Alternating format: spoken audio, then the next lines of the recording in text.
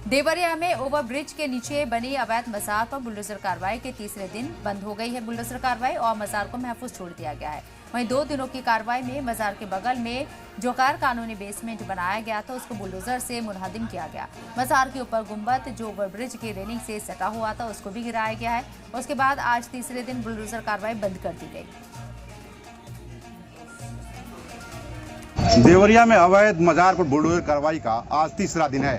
तीसरे दिन बुलडोजर शांत हो गए हैं और जो कमेटी के लोग हैं वो जो मजार के ऊपर की जो छत जो बुलडोजर तोड़ी गई थी, जो गुंबज को तोड़ा गया था, उसको कमेटी के लोग बराबर कर रहे हैं और आज यहाँ बुलडोजर चलना शांत हो गया है। इसे बाबा की शक्ति कहें या कुछ और कहें, ये जो मजार है फिलहाल इसको अब नहीं तोड़ा जाएगा।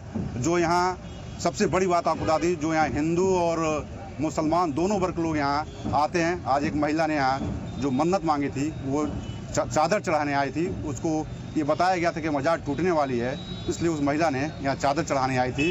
फिलहाल तीसरे दिन अब यहाँ कोई कार्रवाई नहीं हो रही है। इस मजार को ठीक ठाक करने का काम इस कमेटी के लोग कर रहे हैं। त्रिपुरेश सत्य पाठी, जी मीडिया, देवरिया।